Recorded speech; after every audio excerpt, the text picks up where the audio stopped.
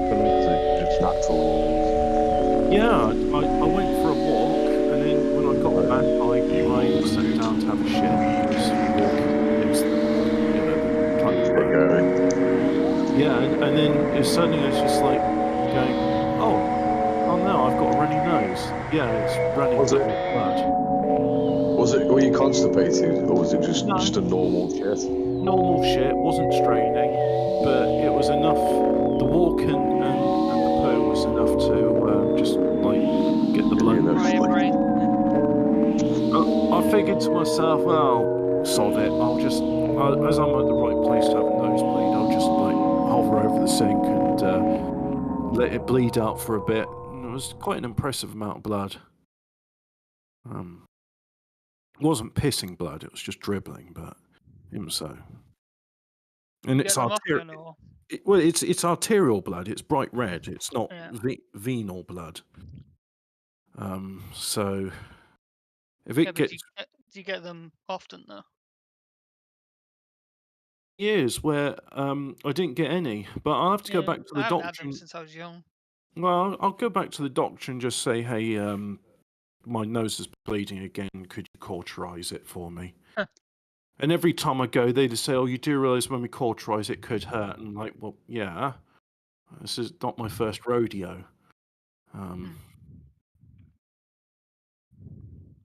Yeah, I like how when it comes to like simple operations, doctors will say, oh, they'll give you informed consent, inform you of the risks, and like this is going to hurt. But when it comes to like, yeah, we're just going to inject you with this juice, I'm like, all right, what about informed consent? Don't worry about it, be fine. Oh, but everybody heard about your shit. I actually went live. But everybody knows you've had a nosebleed and a shit now. My microphone wasn't working, so I couldn't warn you. Damien said it was nice to hear about your shit, Hobbit. And then Damien said the Oxford clogger gets nosebleeds when clogging. Yeah. Good to know that both your mouse and your microphone are working, and your microphone's beautiful. Your microphone's good and hot again, so I'm going to just turn you down to 90% on my thingy. Oh, nice. Yeah, so just to I'm going to explain to chat, right? Two things.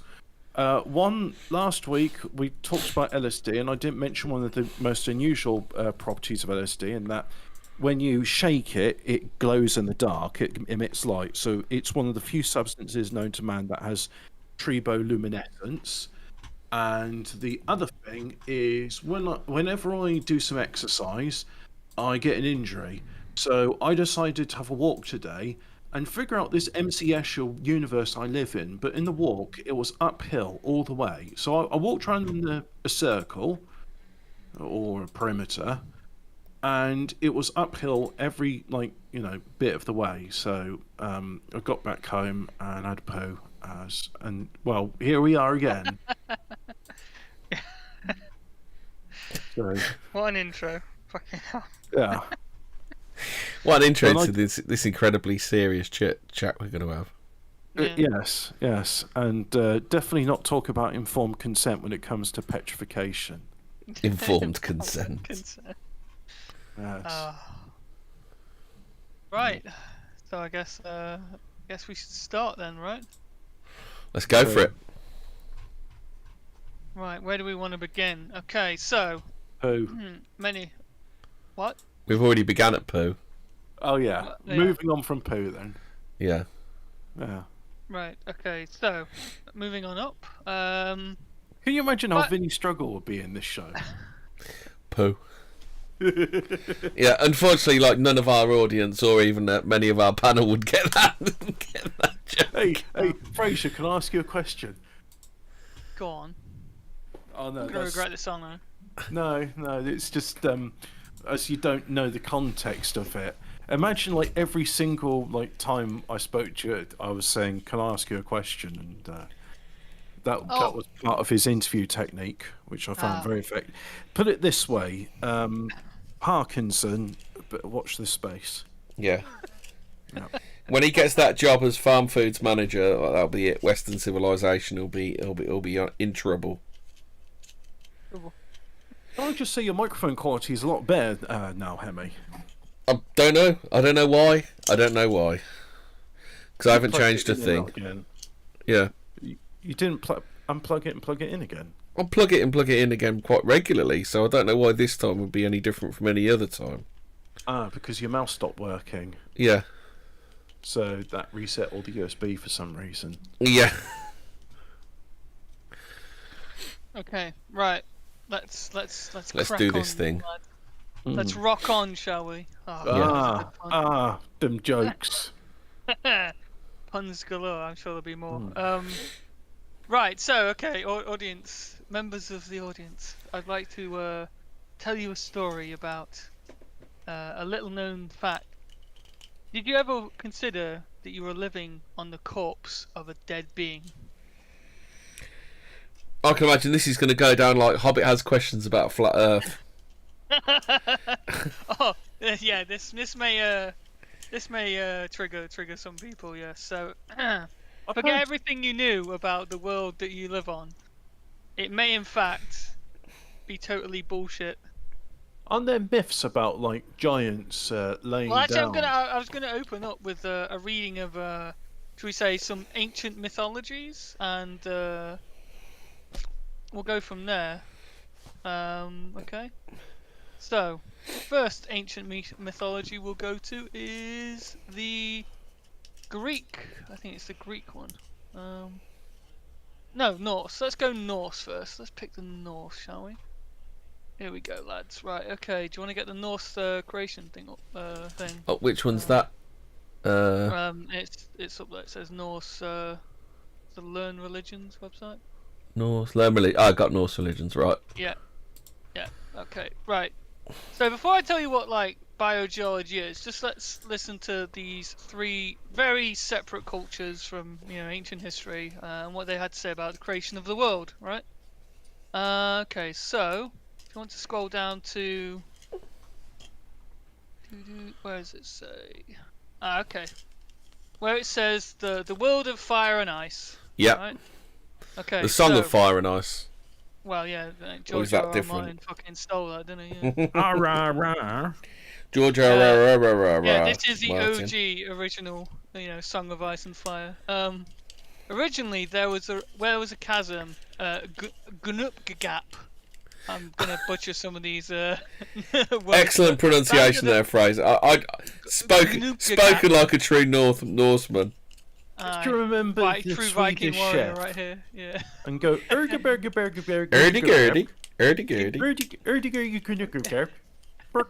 Right, okay, so bounded on either side by fire from the world known as Muspelheim, and ice from the world known as Niflheim. So Niflheim is sort of the land of the dead, so that's cold, and Muspelheim is... Muspelheim, a fire, bright, flaming hot world in the southern region. Okay, right. And when the fire and ice met, they combined to form a giant named Ymir, and a cow named Abdul-Humbla. Audhumbla. There's no Abdul, it's Audhumbla. Oh, Adhumbla, okay. Yeah, a tumbler. There we go. A tumblerina. Right, okay, who nourished Ymir, right? So there was a giant cow that I guess Ymir, took the teat off, I don't know. She survived by licking the salty ice blocks. And from her licking emerged Buri, the grandfather of the Aesir. Right, so the Norse gods believed that they were born from a cow licking some ice. Nice. Isn't that wonderful? Nice, yeah. Aesir, Ymir, the father of the frost giants, employed equally unusual procreative techniques. He sweated a male and a female from under his left arm. So giants are made out of sweat. Hairy armpit sweat, Fucking nice. Right, nice. But Right. Specifically from the left arm, because the right arm is where you get dwarfs and unicorns from. Probably, yeah. What? Okay, so Odin kills Ymir, right? Odin, the son of Bur's son Bar, killed Ymir. The blood pouring out of the giant's body killed all the forest giants Ymir had created. So in between him creating the frost giants, he somehow created the forest giants. Maybe that was the left armpit he created them out of. Except Bergelmere. Is that right? Bergelmere? That'll do. That'll do. Excellent. This is top. Spoken like a native, Fraser. From Ymir's dead body, right? Okay, so what was it again? Body killed all the forest giants. Oh, frost giants. Sorry, I thought it said forest. No, frost giants. You're right. No, it wasn't a forest. I misread that. Frost giants Ymir had created. Except Bergelmere from Ymir's dead body, Odin created the world. Ymir's blood was the sea, his flesh the earth, his skull the sky, his bones the mountains, his hair the trees.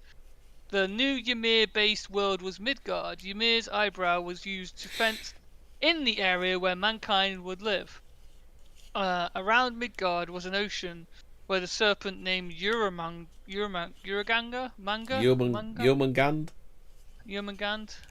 lived. He was big enough to form a ring around Midgard by putting his tail in his mouth. Okay. Ouroboros. Yeah, the Ouroboros. Yeah, exactly. Ouroboros. Right, so here we have our first. What is it? Ouroboros. mythology. Right. What sort of name is that? Yeah, I can't even spell Ross. Okay, next one we'll go to is the Greek one, which is below that, Hemi. The Greek one. Yeah. Okay. Norse. Oh no, Greek. That's just below then, is it? Yeah, it's literally just below it, and it's called Creation of Greek Mythology. GreekBoston.com. It's not showing up. No. You not No. see that? No, it's like it does all the Norse, and then that's it. No, it's a different thing. You have to back out on the Discord. Oh, right, the next one in the Discord. Right, sorry. Yeah, I thought they meant the left one. The next one on the page. Yeah. I think he's... No. There you go. Okay. We're there. Right. Okay, so creation myth of Greek mythology. In ancient Greece, the mythological stories were more than just... Oh, okay, blah, blah, blah. Right, so chaos and the forming of Gaia. Right, okay. According to Herodotus' Theogony, the Greek creation myth begins with chaos, a deity usually depicted as a formless void. While not a malicious god, chaos nonetheless had no interest in expanding creation. The land remained devoid of life and beauty, with no rivers, mountains, or even the sky. Soon after, chaos created Nyx, a goddess sometimes depicted as a large black bird. What, like Nyx Oprah Winfrey? Yeah. You get a I don't know, car, I don't know, bird. Nyx mated with Chaos, giving birth to Erebus. Erebus and Nyx later married, bringing Aether and Hemera into the world. The union of Aether and Hemera led to the birth of Gaia and the other three primordial deities, Tartarus, Pontus, and Eros. Of the four primordial deities, Gaia is regarded as the most important to the Greek creation myth. Gaia, sometimes known as Mother Earth, created Uranus, the sky, without a male partner. Fraser, you didn't pronounce that properly. It's Uranus. Uranus. Eurectum. It's Uranus. No, it's not. It's Uranus. Without a male partner in that ensuing union, Gaia and Uranus brought forth the Titans, the next generation of gods. Titans and the reign of Kronos. Gaia and Uranus had 12 children, 6 boys, 6 girls. Uranus soon grew to regard his children as It's called Uranus. abominations and hid them away within Gaia herself, representing the terrible way Uranus treated her children. Gaia hatched a plan of revenge with Kronos, her youngest and bravest son. Gaia fashioned a sickle for Kronos and led Uranus into a trap. When Uranus was at his most vulnerable, Kronos sliced off his genitals and assumed leadership of the gods, as you do. Total Chad move there. Yeah, you look at you. You're the eunuch now. Kronos married his sister Rhea, and the two had several children. Fearing that his offspring would usurp his position in a similar way to his own conquest, Uranus' throne, Kronos ate his children soon after their birth, just like Gaia before her. Rhea, determined to help her children, disgusting her last-born son Zeus as a rock, tricking Kronos into eating it. Zeus, the rebellion, and the rise of the Olympian gods. After growing a strong and powerful warrior, Zeus set out to challenge Kronos for leadership of the gods. The young Zeus forced his father to regurgitate his we now have a poll in the chat. Is Fraser copying out with his pronunciation of Uranus? No. And our survey says, allied himself with the Cyclops, who were offspring of Kronos. The Cyclops gifted the deities powerful weapons, including Zeus's famed lightning bolts, thunderbolts. Armed, Zeus led his siblings to battle against Titans. I've got something to say briefly. You're wrong, Fraser. You're dead wrong. It's Uranus. It's Uranus. It's Uranus. No, imagine you're like, a swarthy Greek. It's Ulanos. Ulanos. Okay. Zeus and the Olympic gods brought life to Gaia and created the stars in the sky. Well, that's okay. So armed, Zeus led his siblings to battle against the Titan, ending Kronos' reign and establishing their kingdom on Mount Olympus. Zeus and the Olympic gods brought life to Gaia and created the stars in the sky. The last things created were men and animals who were forged by Prometheus and Erethismus, respectively, to aid mankind. Prometheus gifted men fire and element meant only for the gods. Upon hearing what Prometheus did, Zeus punished him. Vulture would eat his liver, every day, and then he'd die and then be born again in the morning or whatever. Yeah. And Pandora, okay. So the Greek creation of power story of family strife. Pantheon created the world there, nonetheless engaged in countless disputes and battles. Okay, so basically, the Greek one, similar thing, similar motif. Out of the world, Gaia was created. Like, Gaia is a living being. We're living on a living being. And then let's go on to the third one, which is the Egyptian one. So at the very bottom there, Hemi. No, the bottom actually. It's just above. In the Discord above the Blue Forest Trail. Blue Forest. It, sorry. Just below just below. Got it. You got it. Okay. Right. Ancient Egyptian creation. So two out of three so far. Earth is made out of a dead body. Yes, basically. 2 out of 3. The third one then. Okay, so ancient creation myths, from watery chaos to cosmic egg. And you'll notice it's all about water and darkness. Bit weird that as well. So okay, in a Egyptian pan full of deities. Right, I think we might have to go all the way down the bottom here. Right, let's have a look. To where it says, where is it? Where's it put? You see here it is. Okay, so the unchanging nothingness. There was potential for creation. The unchanging importance of the sun creation world is highlighted. God's names. No, it's not actually. It's right at the bottom. You see where the picture? It's just above the picture actually of where the naked woman's hanging over 3 people, and there's a guy in the ground. That picture. Blimey, that is a way down, isn't it? I haven't seen it, or have I gone past it? Yeah, it should say Shu and Tefnut. Naked woman. Yeah. No, I can't find it. Right. Okay. It's naked woman. And yeah, the picture. Yeah. That one. Yeah, I think I've got the one. Yeah. Shu and Tefnut found it. Yeah. Yeah. So it says Shu and Tefnut produce the second generation gods. Their son Geb is the god of the earth, and his sister wife Nut is the sky goddess. With the second generation, the Egyptian cosmos comes into existence, and all the elements necessary for life on earth, the sun, the air, the moisture, land, and sky, are now in place. The iconography of Geb and Nut together is particularly evocative. Geb appears as a human male lying on the ground arched above him.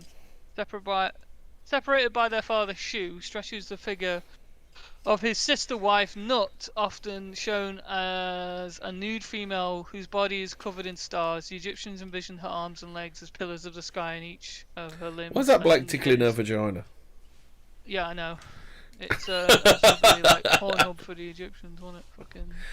Fucking 4 cardinal points. Before their separation by their father, Geb and Nut were able to produce another generation of gods: Isis, Osiris, Seth, and Nephthys, and Isis, and Osiris. In turn, would produce Horus. Is an interesting, so that the Neapolitan genealogy can be viewed as a family tree of Egyptian king.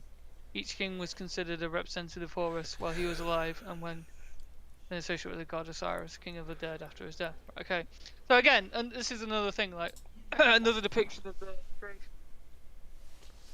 Basically, the dude lying down, and the basically it's made out of, the sky is made out of female body part, kind of. It's a little less, should we say, direct than the Norse one, and a little bit, it's the furthest one from being, oh look, the world is made out of a dead body, but there's still the essence of it is there, right? So all these three ancient cultures have had a similar belief in how the world was created, and biogeology is basically the belief that the earth we live on, not all rocks are earth, but bodies of petrified beings, right?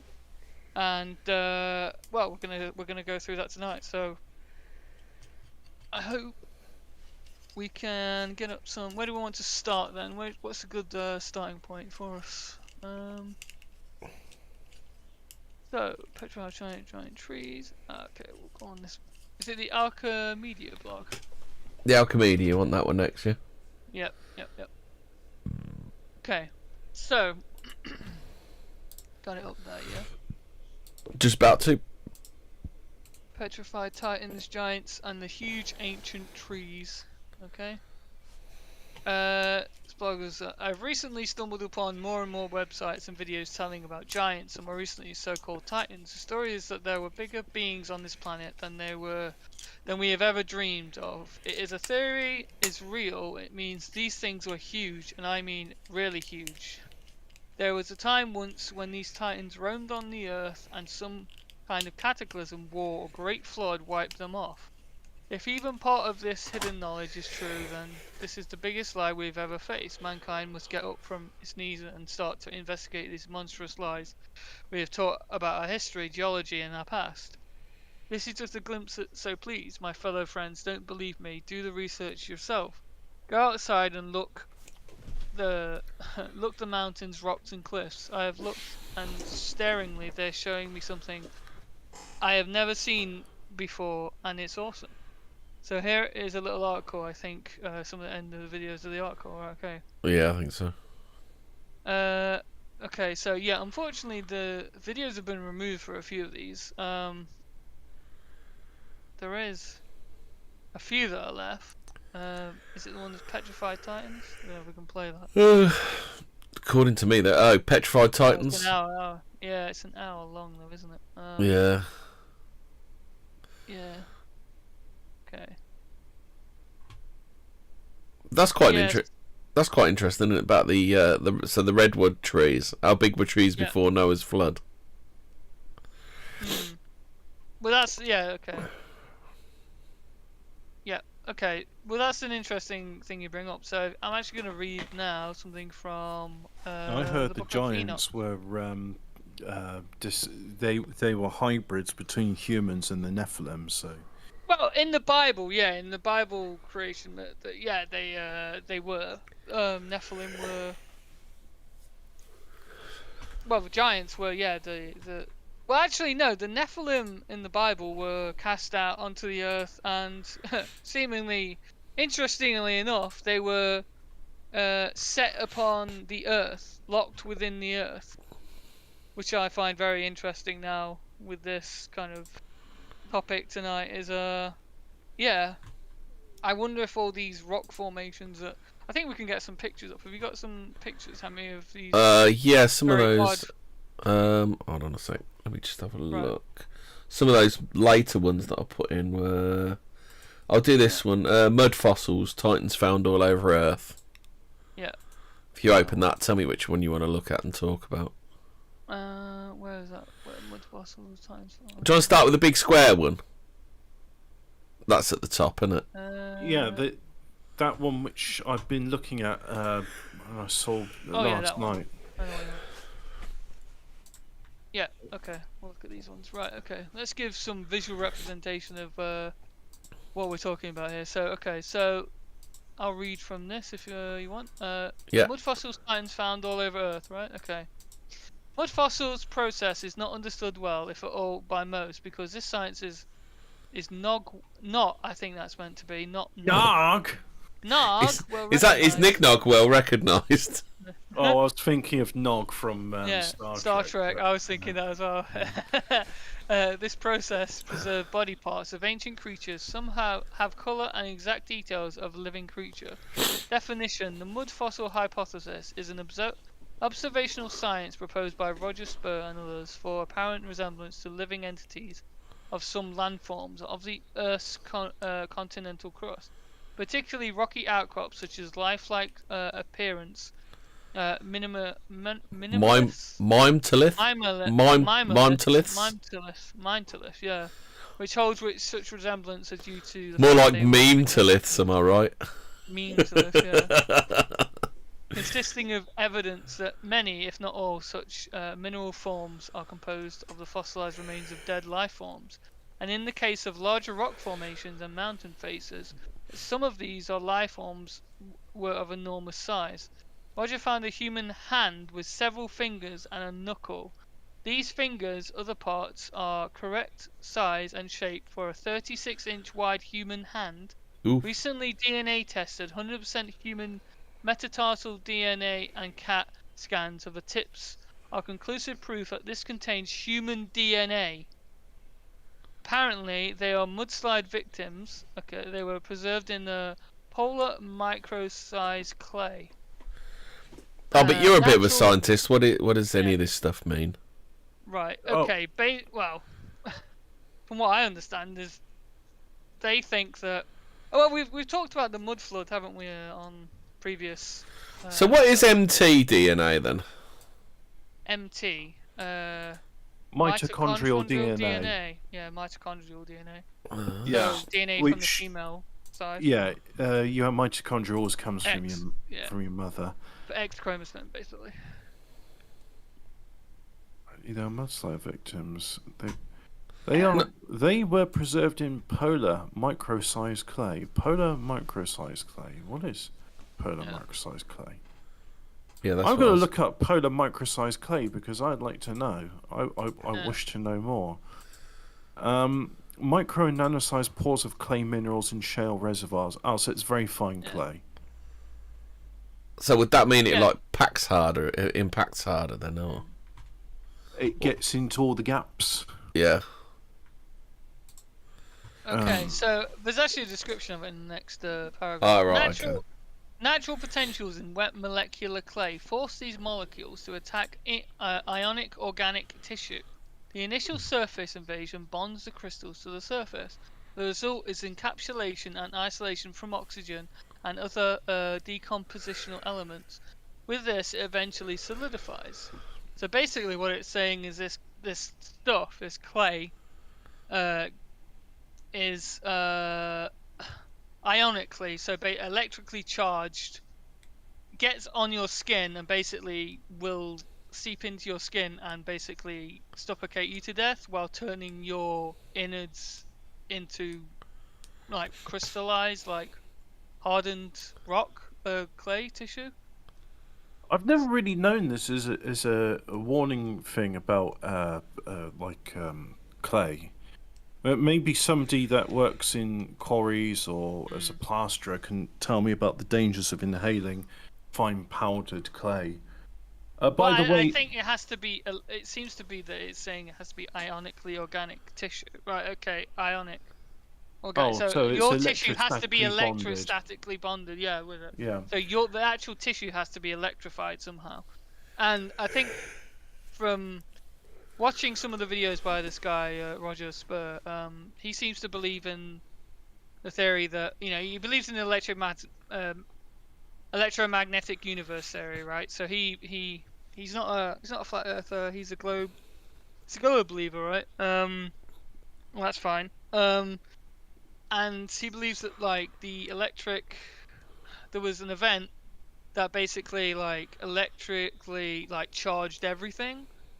And then there must have been another event in which there was a huge mud flood basically, which then caused said clay to bond with the organic material, then causing these petrified remains basically. That's from what I understand his perspective. Has That's anybody done an experiment, like getting a bit of Yes. bacon and some clay and electric and seeing what happens? I don't think they've done that, but there is the video down here. Giant human hand now DNA proven needs peer review. Yeah, I've been playing that while you've been talking, so I've been playing it muted. Whilst Is it whilst worth playing it? whilst Fraser's been doing this sort of stuff, I've been looking at Mount Roriamia, the table mountain, what was shown earlier. I'm going to have to be Snopes here and say, well, actually, it's not perfectly square. If you look at it on Google Maps, what I'm doing now, Google Maps tells me it's got sheer, like, straight sides to it, but it's not a square. And the problem is, there's this big, like, airbrush artifact in the middle of it, so I can't really tell you what the shape is because Google's not telling me. There are photographs mountaineers have taken, visitors, but those don't really. So I think that's one of the hearts that he's showing at the minute, because they're saying that the hearts, they have all the ventricles and stuff, all the in and out ports, don't they?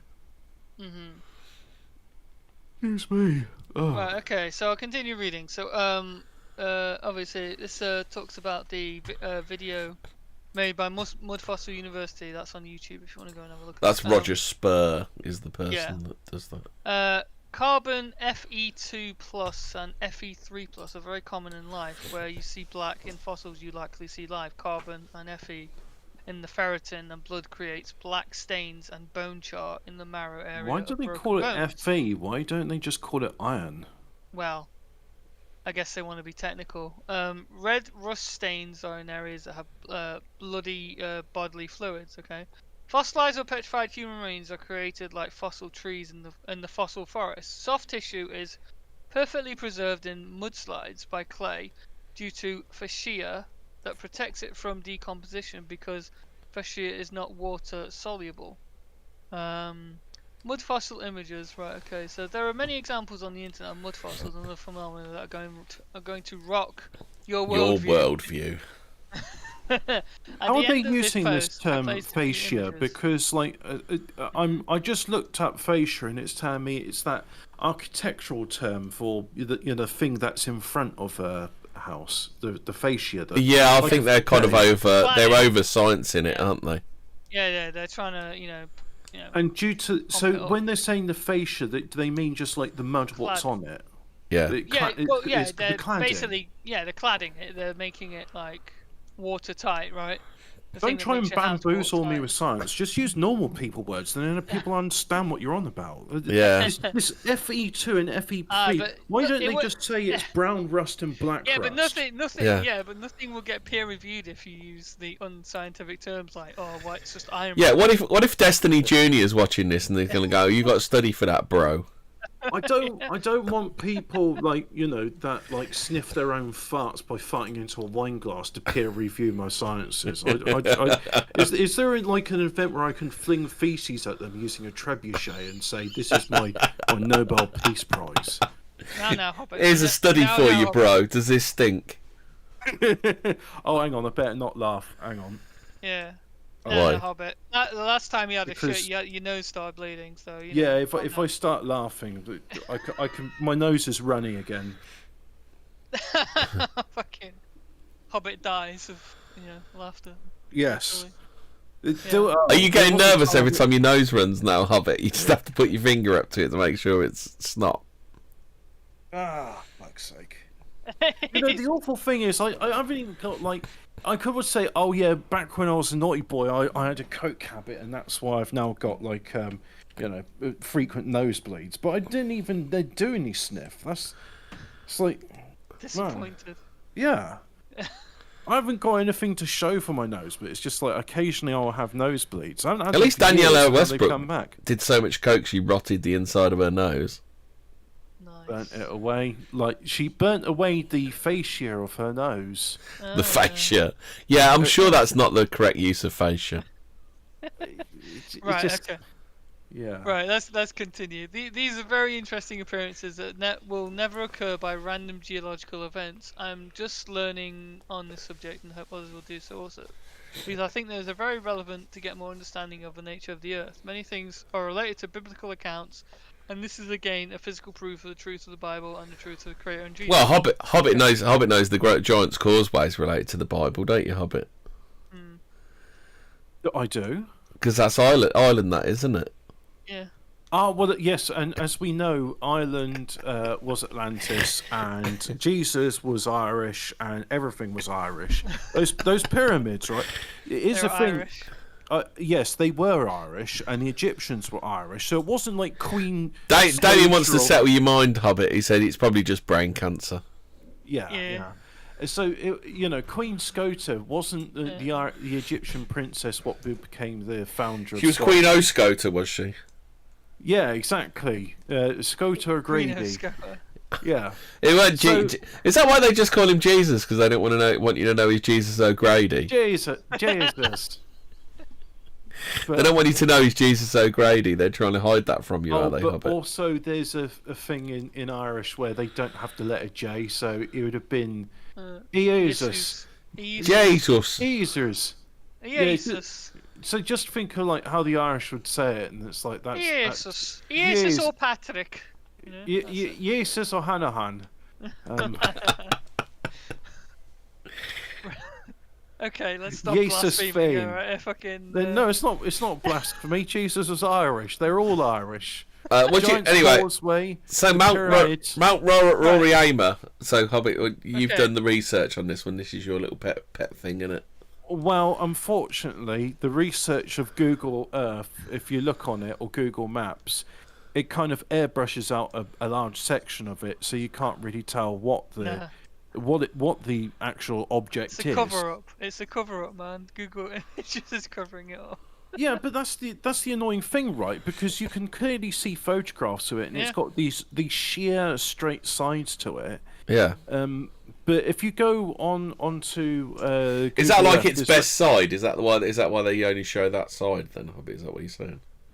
Well, there's photographs from other places as well, but it'd be really nice if. Well, probably somebody has gone and done aerial photography of it, because that's what I'm looking at here. Unfortunately, somebody in Google has decided, can we just like paste some clouds over here and just like copy and paste this bit of the Amazon basin and put it there? Like it's fucked. It really is. It's about as apparent as all the airbrushing they're doing in Antarctica. Speaking of which, there's a face in Antarctica. Have you seen that? Is there? Yep, there's a face in it. I saw it. Someone showing it the other day. So what do you think to these other ones then, Hobbit? The Hime in Iceland, the one that looks like an elephant. Which looks, What I wanted to say about all of this stuff is, with the pyramids, because there's so much documentation and history about it, people don't say it's a naturally occurring geological formation. Yet with all this other stuff, they just say giant causeway naturally forming. Hemei in Iceland, naturally forming. Tassilnature, National Park, which is a pig with some planks on its back. Naturally formed. It's all naturally formed. Yeah. That underground pyramids off of the Sea of Japan. The Meraki boulders in New Zealand. You seen that one? The Empire State Building. That's a naturally occurring geological formation. Easter Island. The M40. That's naturally occurring geological formation. I fucking hate science, right? Because they just go, oh, that's an unusual object with straight edges. Yeah, that's definitely a naturally occurring geological formation. Yeah. The shit. Do you know what the Fair Road Isle is of it? The Fair Road? Oh, hang on. Let's look in the chat. See how he spelled it. Like Pharaoh with an ED on. Jesus or Nazareth? Oh, so to be sure. Fair Road Isle, sure it is. Oh, does he just mean the Faroe Islands? The Fair Road Islands. Ah, wow. No, the Phoenicians is... Oh, there's a place called Pharaoh's Island. Oh, this is another coral thing. Whose current popular name is Coral Island. Oh. Guys, could you remember Coral Castle? Coral Castle was a weird place as well, weren't it? With the guy who used some ice cream cones to move all the blocks in place. No heavy digging equipment. No. It's alright, there's nothing to see on Pharaoh's Island because Israeli archaeologists have been through it and they said, it's alright. It's fine. Nothing to see here. Nothing to see here. Nothing to Exactly. see here. Yeah. So okay, so we've got all these different like geological formations all over the Earth. There are many more as well. Many more that are like striking. Like again, some of this. Well, let's split it off into like the different categories. There's three main categories when we're talking about biogeology. There is the fauna, which is the animals, the things that have been petrified, gigantic beings. Then there's the flora, which is believed to be stuff like the Giant's Causeway, formations such as that as the Devil's Tower, is it as well? And like basically mountains that seem to have weird. Again, how geology is formed is the rock strata obviously have layers, right? As we're told that layers then form of each successive volcanic eruption or some kind of event leaves a layer of dust, right? And it basically strata, like right? the eye of the thingy. Yeah. The eye of the Yeah. Sahara.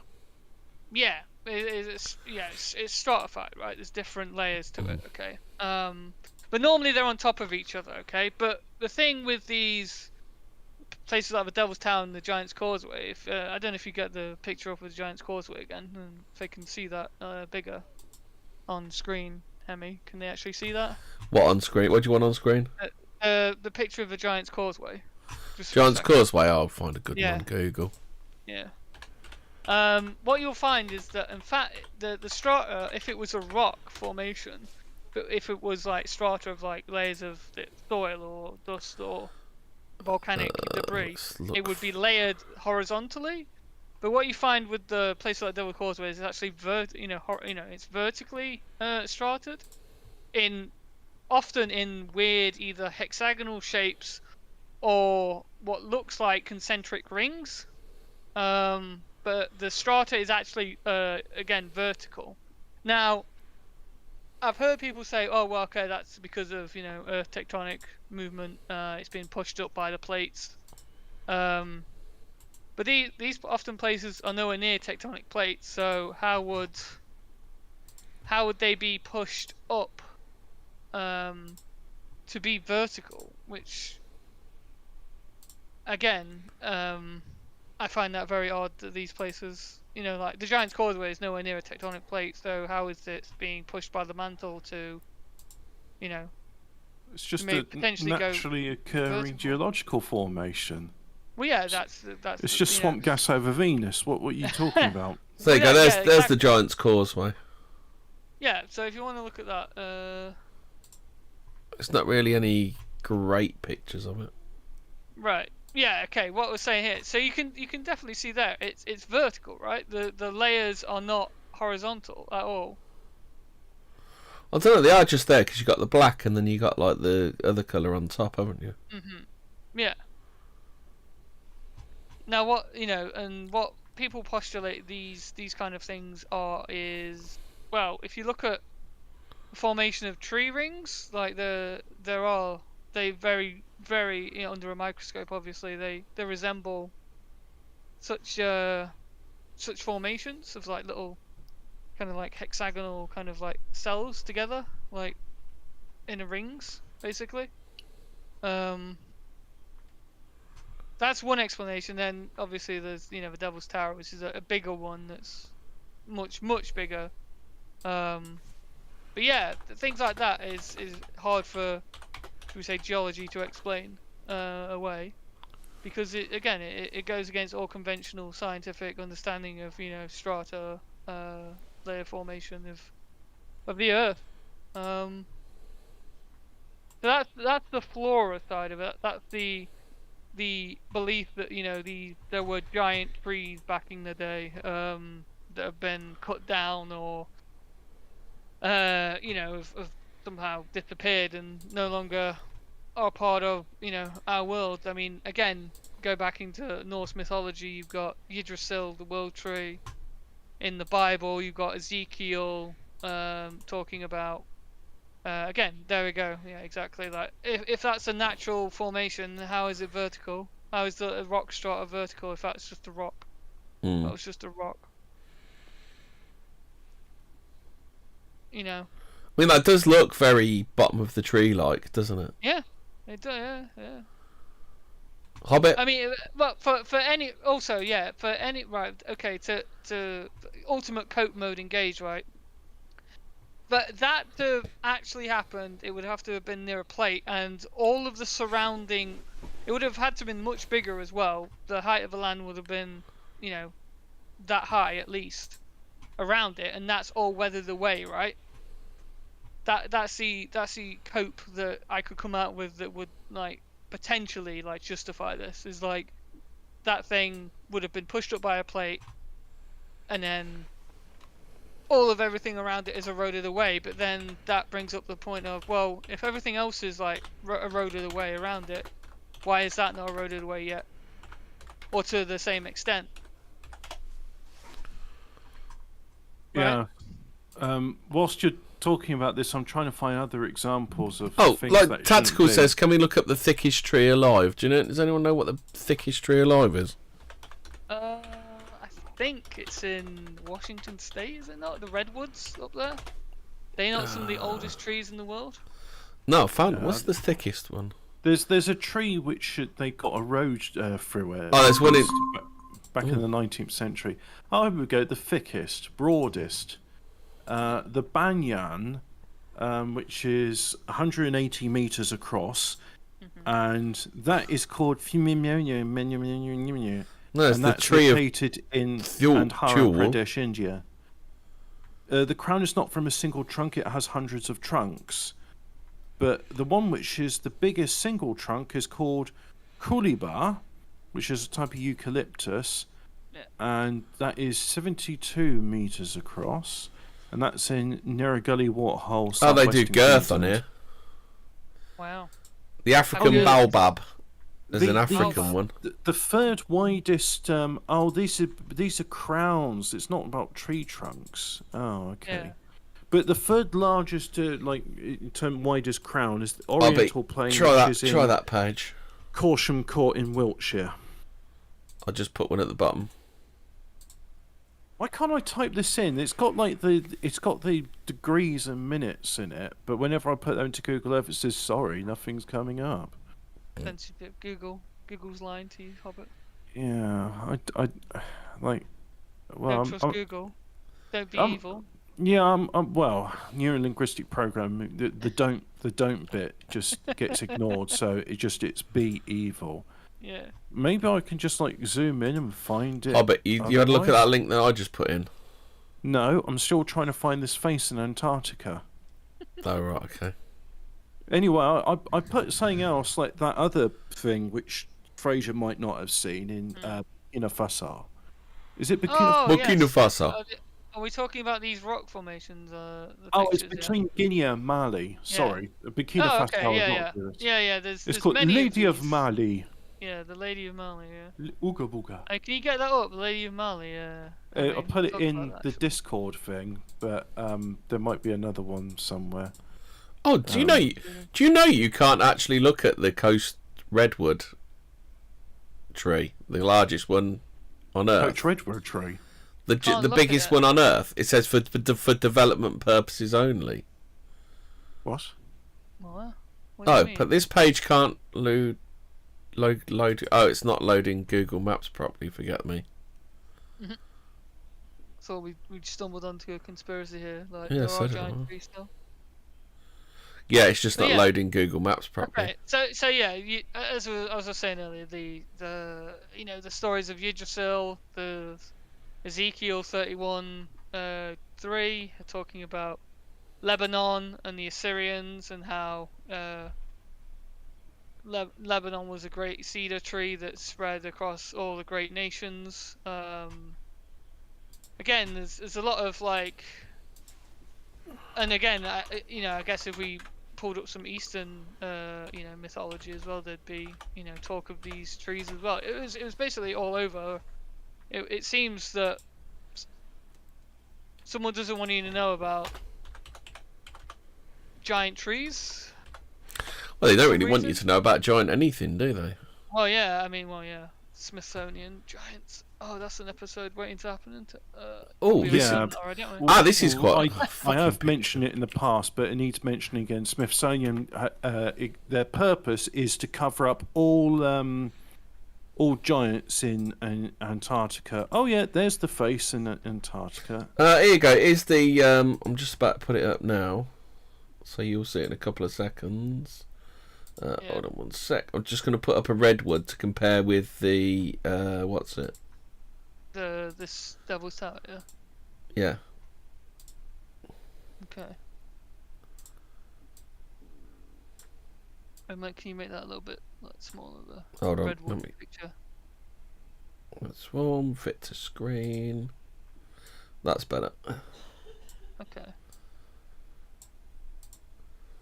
I mean, yeah. What do you think to that then, like, you Hobbit? can even see the lines, like. Yeah. The bark looks very similar.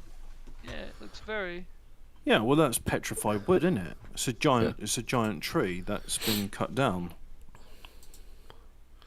The globalists want to cover up all the cool giant things because they're bitter manlets, says Tactical Droid.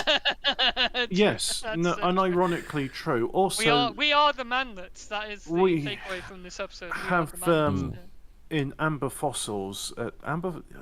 Is it fossils manlets. if it's an amber? But we've got in the records in amber as well as fossils.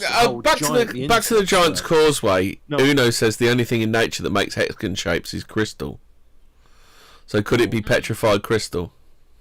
Well, no, because crystal's already petrified itself. Right. No, if you look under a microscope, like if you were to cut a celery or something in half, you'd see it xylem and trees as well. But it's easy to cut celery.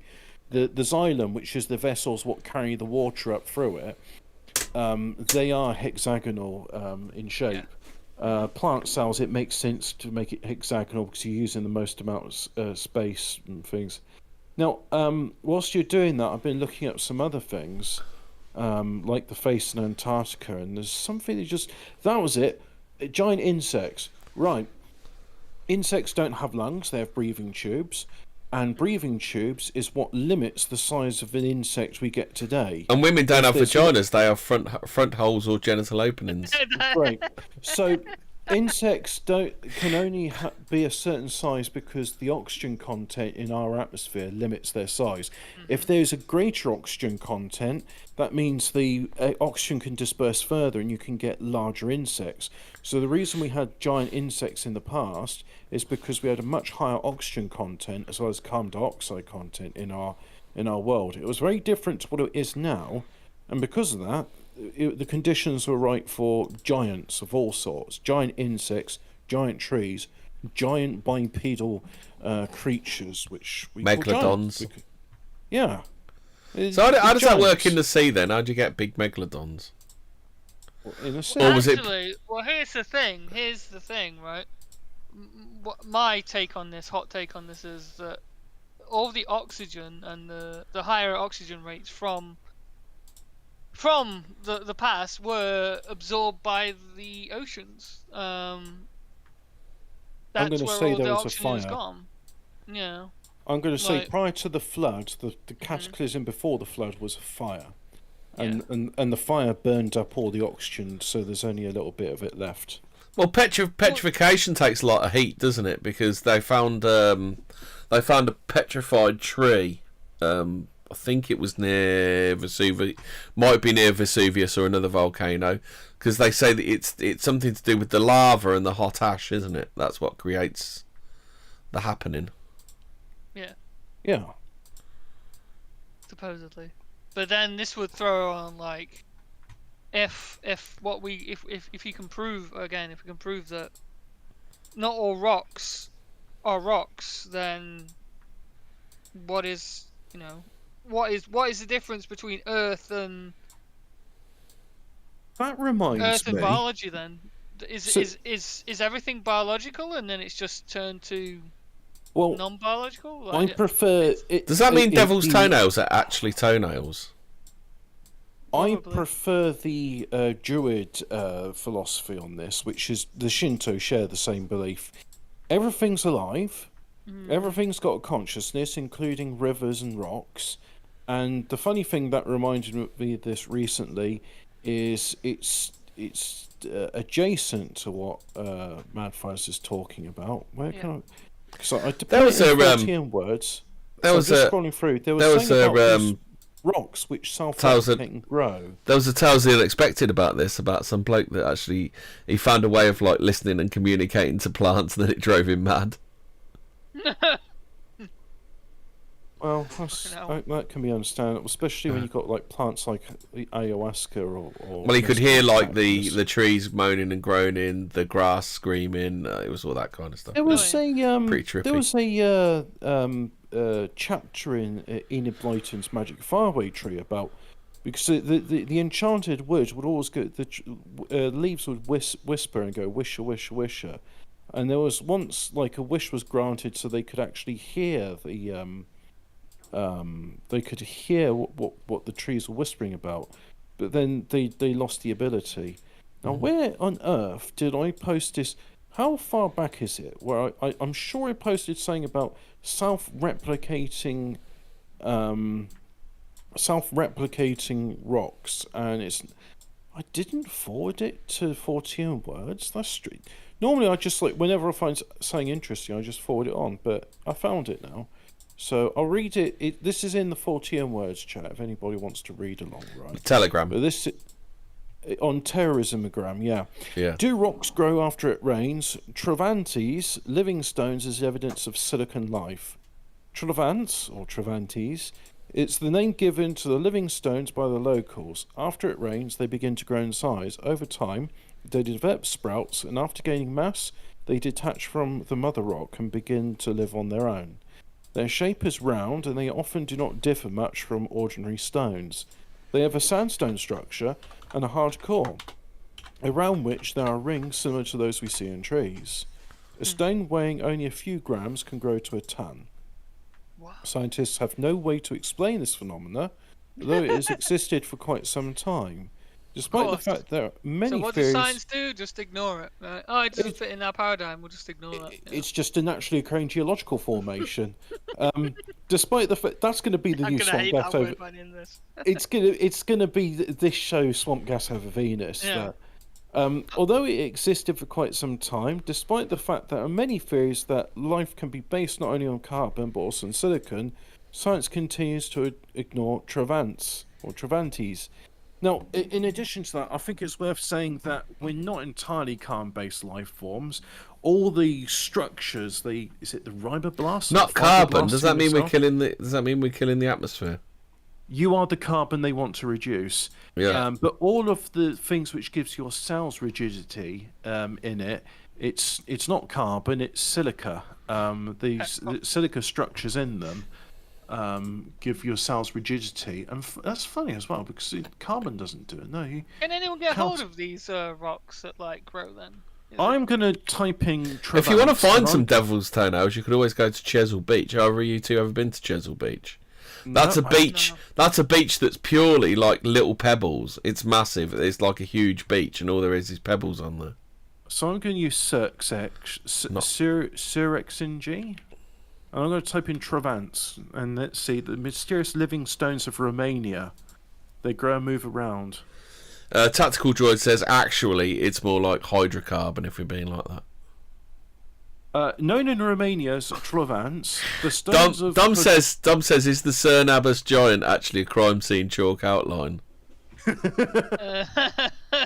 Maybe. Tactical Droid says, can I breed my pet rock?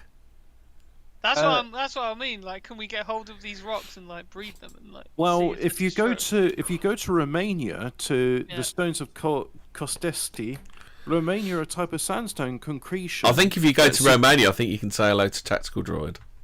That secretes although I might be wrong.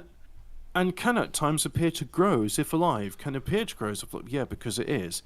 Consisting of a stone core with an outer shell of sand, after heavy rain, small forms are said to appear on the rocks, leading them to be dubbed the growing stones by locals. Amazing geological phenomena, naturally occurring phenomena. These Trilobants of Romania are an amazing geological phenomena found in a small village named Costesti. Trilobants is a synonym for the German term Sandsteinkonkrikondenen, which means cemented sand. They were believed to be a type of sandstone concretion that secretes cement and can appear to grow at times. Yeah, you've said that about 5 fucking times now. These fascinating living stones were thought to consist of a stone core without a shell of sand, and here I am repeating myself again. So, alright, let's go to the next paragraph. These were a few studies about the origin of growing stones in Romania, and many hypotheses, some of them even fantastical. According to the International Geological Congress conducted in Oslo 2008, these Trilobants were improperly considered as sandstone concretions. The study of Trilobants was started in the Carpathians era from around 1883, and by 1900, Koch gave his opinions about their origin.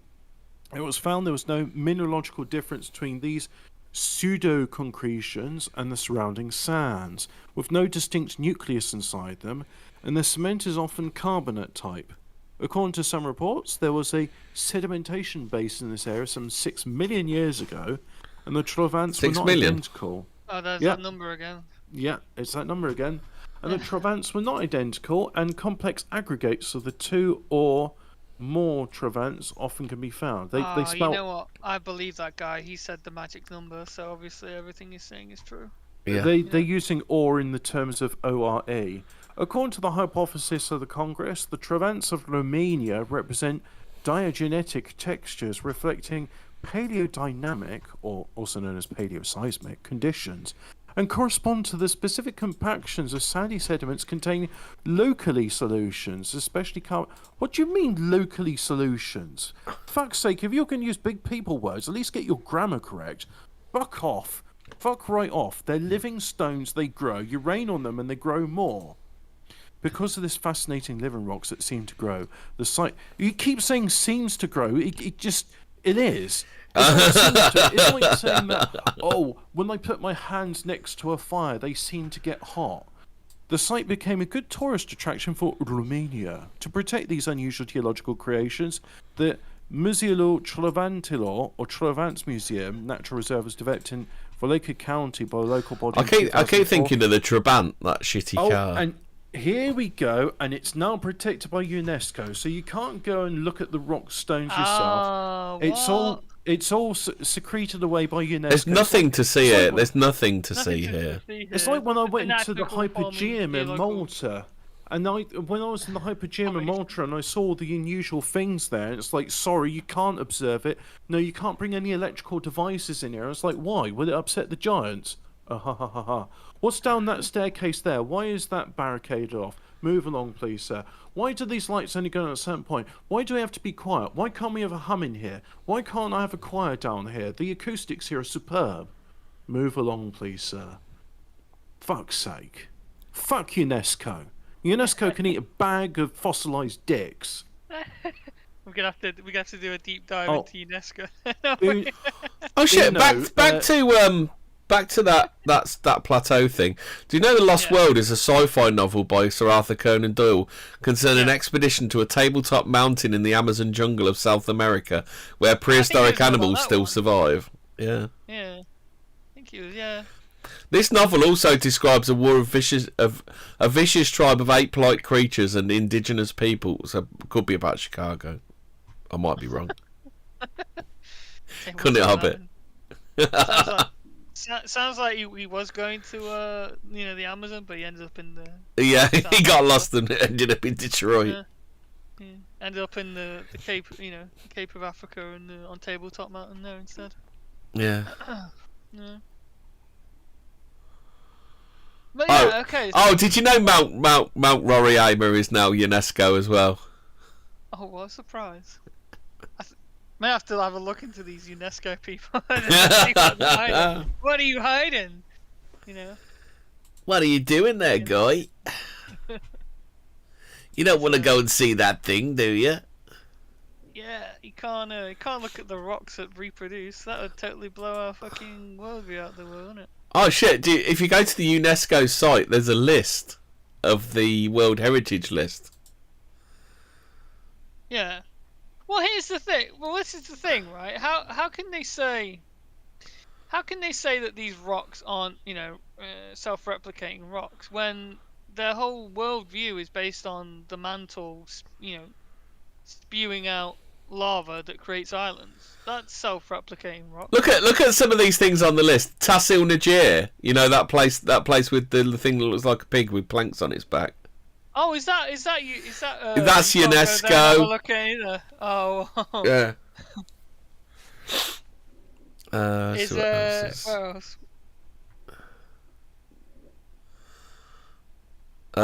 It does it by country. I'm having a look. How about the Azerbaijan, the walled city of Baku? So that's got to be an interesting place, then. Isn't it? I think we should do, you know, because I bet all of these places are stuff that's got stuff about them, isn't it? Yeah. Where is it? Have to look into this. Oh, Burkina Faso. Burkina Faso, Hobbit. What was that place you were talking about? Has he gone? Faso? I think He was talking about Burkina Faso earlier. He's probably bled out, you know. He's probably Ancient ferrous metallurgy sites of Burkina Faso on the UNESCO list. Wonder what? Yeah. Ancient metallurgy. Yeah, interesting. Yeah. They've even got 2 sites in the Central African Republic. The Central African Republic doesn't even have a government. So how are they supposed to fucking save any of this shit? Still, never mind. BlackRock will fucking keep it sorted, won't they? Yeah, fucking. Yeah. There's a load of shit in China, Colombia, Congo, Costa Rica. In China? Oh fuck, there's loads of them. Is there? Alright. Great Walls, UNESCO. Really? Great Wall? Yeah, well, Yeah. that's. I guess they don't want people paying too close attention to the fact that the butchers are on the wrong side, you know. Yeah. Yeah. They were keeping stuff in, not out. Yeah. Fucking yeah. I think we may have to look at these people. We might have to have a look at a few of these sites because I bet they're quite interesting. What else? Ecuador, Egypt, El Salvador, Eritrea, Estonia, Ethiopia. Ethiopia is it because the what's it supposed to be there somewhere, isn't there? The Ark is supposed to be in Ethiopia, isn't it? Yeah. Right. Okay. So, if you want to get back to the, did you get the Mali, the thing of Mali that Hobbit posted? No. Where is Mali? Is that Africa? Yes. On the border between Guinea and Mali, a giant 150 meters high is carved into a granite mountain. The figure called the Lady of Mali, it's called, is 1.5 kilometers above. Oh, it's not on the list. There's 4 things in Mali: the old towns of Djen, Timbuktu, Cliff of Bandigara, and the Tomb of Askia. Wait. The Timbuktu is a UNESCO site? Yeah. Oh fuck. Yeah. The town of Timbuktu is a UNESCO heritage site. Yeah, the home of the prestigious Quranic Sankor University and other madrasas. Oh, Sankor, yeah, that's yeah. Yeah, Timbuktu was an intellectual and spiritual capital and a centre for the propagation of Islam throughout Africa in the 15th and 16th centuries. All three mosques, three great mosques recall Timbuktu's golden age. Although continuously restored, these monuments are today under threat from desertification. Well, yeah, you know that the Sahara that wasn't there 400 years ago. Yeah. Oh wait, the Sahara's growing. How is that? How does that happen? How does that work? Micronesia. There's a place I've never even heard of here. You never heard of Micronesia? Oh yeah, I don't. I think I may have heard of it in passing. Where is it? I'm trying to get to fucking. There's even one in There's 3 in Niger. Oh, one of them got delisted in Oman. Oh really? Why is that? Did he get blown up? Must have done. The Arabian Oryx sanctuary. I'm trying to get to the US. I want to see if Devil's Mountain's on here. Yeah. Fuck me, this is one hell of a list. Everything was UNESCO. United States. So what's here? Right. National parks where loads of spooky shit goes on. Like the national parks are fucking really bad. I can't see. Skinwalkers, yeah. I'll bet you the Redwood National and State Parks are on there. Yeah. Yeah. Obviously, you got Statue of Liberty, UNESCO. I suppose it depends. The 20th century architecture of Frank Lloyd Wright. He must be a wrong one. Frank Lloyd Wright. Mm. Doesn't ring a bell. I'll stick it in the thing. We'll have a look at a few UNESCO lists and we'll see what UNESCO's trying to hide.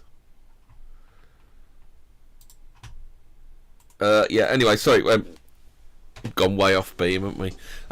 So what were we doing, Fraser? Right, the Marley, the Lady of Marley. If you could get a picture up of that. Where is that? That is, well, it's in the Discord, or if you just Google it, you could find it. You just want a picture of the Lady of Marley? Yeah. Okay, you talk about her, I'll get a picture up. Right, okay, well, the thing is, I'm not particularly sure on exactly... Hobbit's getting bog roll for his nosebleed. Yeah, right, so the Lady of Marley basically is as I've said before, it's 150 meters high, a giant statue carved into granite mountain, right? A figure called Lady of Marley is 1.5 kilometers above the ground, or rather above an abyss, right? Geological studies have established... Yeah, you wouldn't be hanging over that and chipping bits off, would you? Yeah, have you got a picture up? Yeah, I got the picture up. Right, okay. Can't actually see it on the stream. Oh, have I? Oh yeah, I've got to get rid of all those images. It's alright. All those. Get your family photo album out of the way. Yeah, there we go. There we go. Okay, there we are. So, what we know of, so obviously that was the flora side of it. This is the fauna side of the mud fossil, biogeology thing. Is there are many, and I mean many, accounts of these kind of like faces within the rocks that are either in positions where you can't like get to, or they are literally like tops of mountains, like, and it's kind of like bizarre how you would just say, well, okay, how would you get to there to carve that out, right, if you were making a face out of it, why would you do that? Yeah.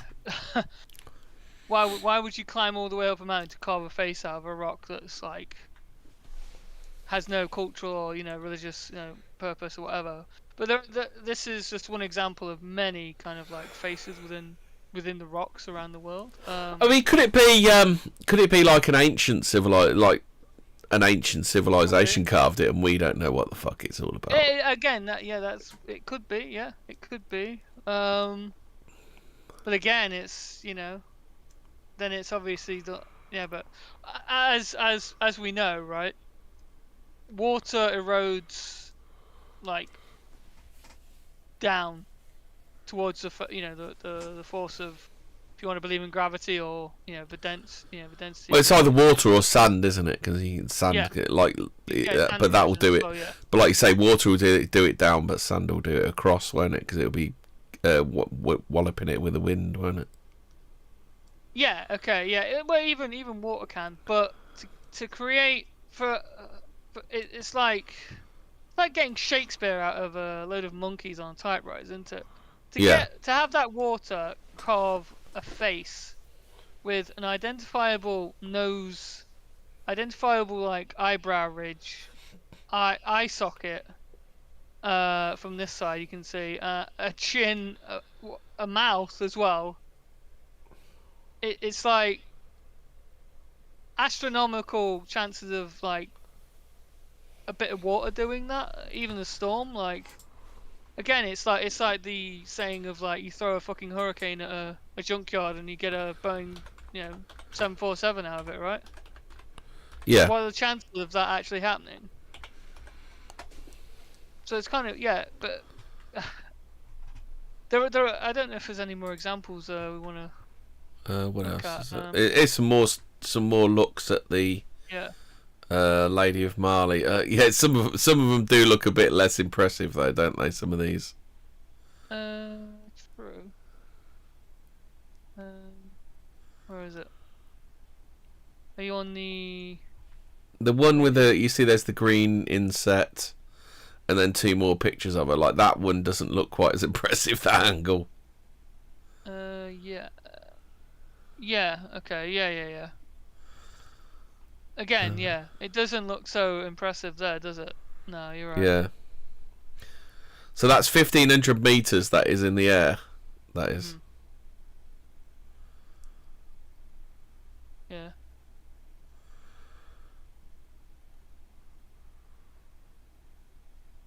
Are there any more examples you know of?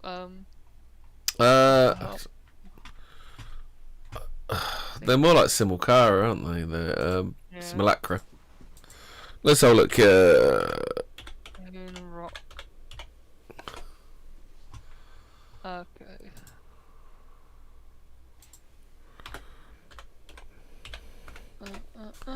Faces and rocks. Yeah. So yeah, there are many examples of like similar things occurring all around the world, and these faces in the rocks. Some of them again are like very striking. Some are like, well, that looks like. I found a rabbit. Recognize, but found a rabbit. I found a rabbit. Have a look at this one. Hold on. Doesn't fucking. In response to Dom Elfkicker's question of acid rain, they put what's called chimney scrubbers into the smokestacks, which spray water in it. So all of the gaseous sulfur gets turned into sulfuric acid, which was then put into barrels and shipped as toxic waste. So that's why we don't get acid rain in our countries anymore. But the other thing as well is we shut down the coal stations here. Just India and China does it, but smokestacks, cold water scrubbing. Why do you want to do that? LOL, just have acid rain and smog. I found a bunny rabbit. Do you like the bunny? Do you like the cute bunny rabbit? Yeah. Hobbit, do you have any anything to add? Yeah, I'm deleting the 2 messages put by Portapotty and Fortean Word because those subjects of the unbearable whiteness of X are not Fortean. Post it in the 37 chat. There we go. Oh yeah. Yeah, some of this normal. I like Fortean words to be just about woo-woo stuff, and the Nignog Gollywogs can be other places. Yeah, we don't need them. Some of them are. Yeah, it's very. The thing is with the faces in these rock things. Yeah, it's some of them are kind of like how did I get there kind of thing. But then Pareidolia? Was that the term? Yeah. No, it's simulacra, isn't it? I think is the actual term. But there is like a thing on Wikipedia, pareidolia, and I think like the first picture they have is the face on Mars as an example. Yeah, where you see, humans are like programmed to like see faces and things.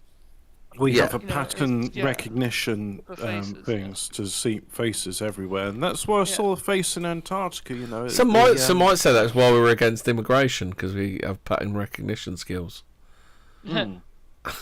Maybe. Yeah. It's very Fortean. Like, why do we have these pattern recognition skills? Why is there an uncanny valley which makes us creeped out when saying looks similar to a human but is not? That was quite an interesting thing, wasn't it? What did we need to sniff out? Well, I've told you about the Neanderthal stuff. Yeah. Found another one. What's this one? Let's have a look at this one.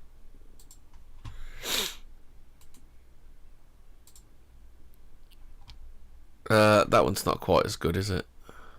No. Looks like a rock humping another rock. Yeah, again, like some of these things, again, it's like, oh, you want to see it kind of thing. Do you want to see it, Yeah. Are you just there because you want to see it? Well, did you look at The Lady of Marley, Hobbit? What did you think of that one?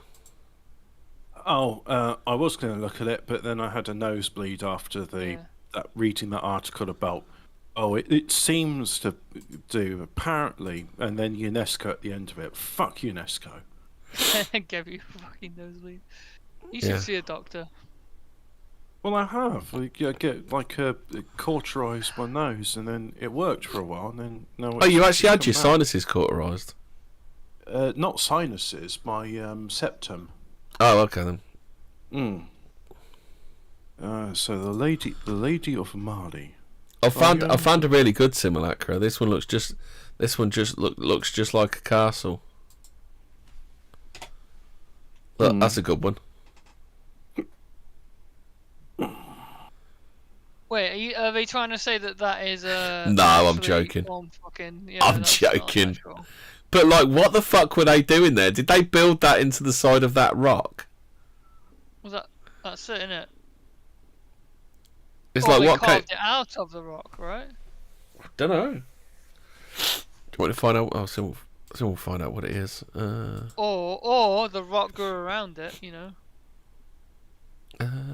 Living rocks, yeah. Maybe it's we're getting it all the wrong. picture on the left shows the dramatic fall of Roach Rock in Cornwall, an isolated granite outcrop surmounted by the ruins of a 15th century chapel. The photograph was taken by Paul Jackson in September 2006, and by coincidence, in exactly the same month, Roach Rock was featured in the Fortean Traveller section of the Fortean Times. Noticing the right-hand side of the rock looks a bit like an ape's head in profile. Yeah, it looks a bit like Donkey Kong. With them, are we? No. The thing on the right looks a bit like Donkey Kong's head. I think that's what they're saying. I think it's worth mentioning any time like the Fortean comes up. We're not affiliated with the publication. No. We just happen to also, are interested in Fortean. Charles Fort. Yeah.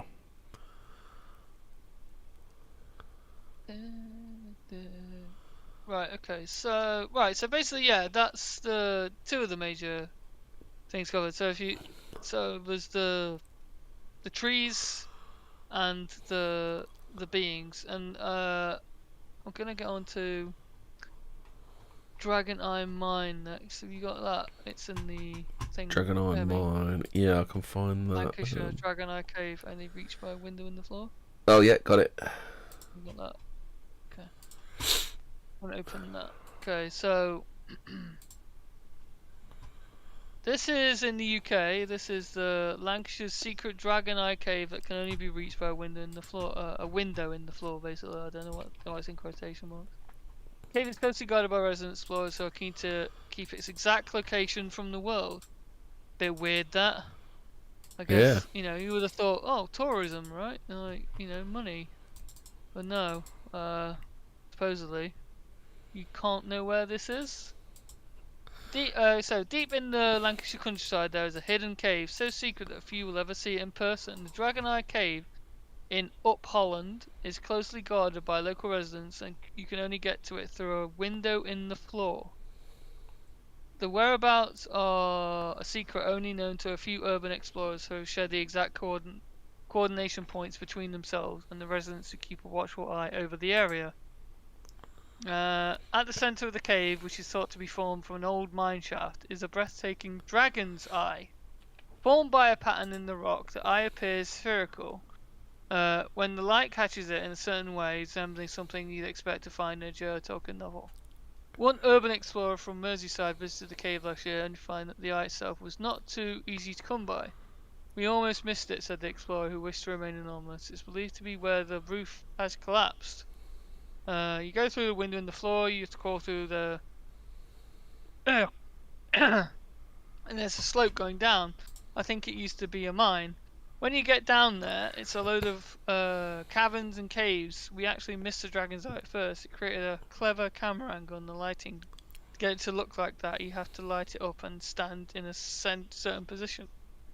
Right? Okay.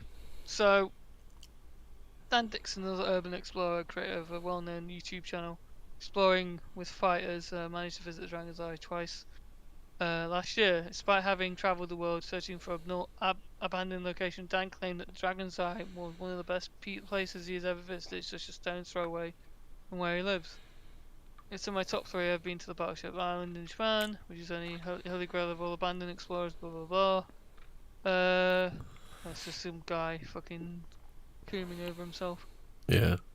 It's believed the residents are keen to keep the whereabouts of the cave a mystery due to the dangerous conditions in the area, with Dan concurring, suggesting the area would not be safe for children passing by.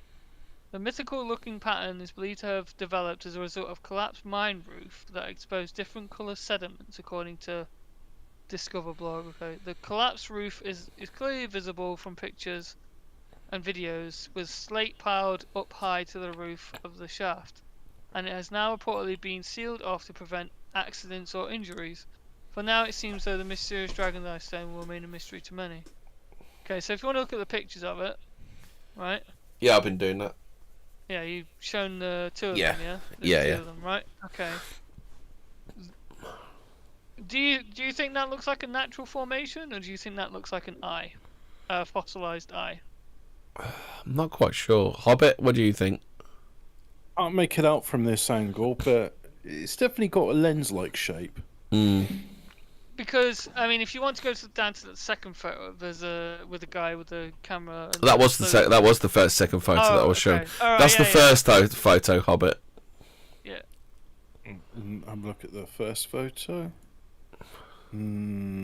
Oh yeah, the first photo, that definitely looks more like an eye. It's even got those little bits in the corner one would expect to see. Yeah. It's the second photo with all this like slating thing falling off. It's like, I wonder, like, you know. I don't know. It looks more like it looks like something's fell to earth and just smashed its way through that slate, doesn't it? Yeah. But here's the thing: if the this is the thing, right? With the force of gravity, that slate that's fallen down already, then what's holding up the slate above it now? Because that's the bottom, right? So why would the bit in the middle? Well, that's why I think well? that fell in there. It fell in Yeah. and it knocked out the weaker part of the structure, didn't it? Yeah. I just want to do that bit from Wipeout. It fell in the water. Japs Eye Cave, Dom said we should call it. Yeah, it's an interesting I'd be interested to see what is above it, because Well, you see, I'm wondering whether that's what they're really hiding, what's above it. yeah, exactly. Well, yeah, if you go down and you're like, oh, that looks like an eye, and then you go above it and there's like a huge mountain thing with I don't know, a snake kind of aesthetic or some kind of lizardy. Again, it looks like a lizard's eye, right? I mean, Yeah. to me anyway. I don't know. It could be a mountain. We don't know, but just guessing it. Again, dragon, implies dragon lizard thing, doesn't it? Yeah, it's funny how they call it Dragon Eye. Yeah, why Dragon's Eye Cave? Why not the Eye Cave? Why Dragon's Eye? Yeah. The Dragon Energy Cave. Dragon Energy. Oh, God. Can you imagine that? That would be so boring. Top of the morning to you, Dragon Energy. I hope you're listening to this. You can't say top of the morning. That was invented by the. Oh, don't. I can even come out with these talking points. Stop. Well, top of the morning to you. But did you know that Ireland was Atlantis? So it was. And the Phoenicians, no, that's the Fenians. The Fenians. Oh yes, it's just it's a Roman tricks. You see, the Catholic Roman Church tricks. is Irish. Probably was Roman tricks, to be honest. I'm Those inclined. Byzantiums get a bad rep, man. I am inclined to believe it was Roman tricks. There's another place that's called Dragon Eye Cave. Is there? Where's Well, that? there's a Dragon the Hill in Uffington, where you got the Vale of the White Horse. Have you? Yeah, Dragon Hill. Well, you know where they got. There's a scuba diving place. Okay. Dragon Eye Cave, Lucis. I don't know where that is. But seeing as we were talking about the Sir Nabas Giant, the Vale of the White Horse is right next to it. So, what is this Dragon Eye Cave? Is this underwater? Yeah. Interesting. Do they have any kind of panned out shots of it, or is it so deep that it's it looks really deep, to be honest. For lighting's not bad. I don't know. I've only put in Dragon Eye Cave, and then I get loads of Reddit drawings as well. Oh God! Don't click on this. Deviant art.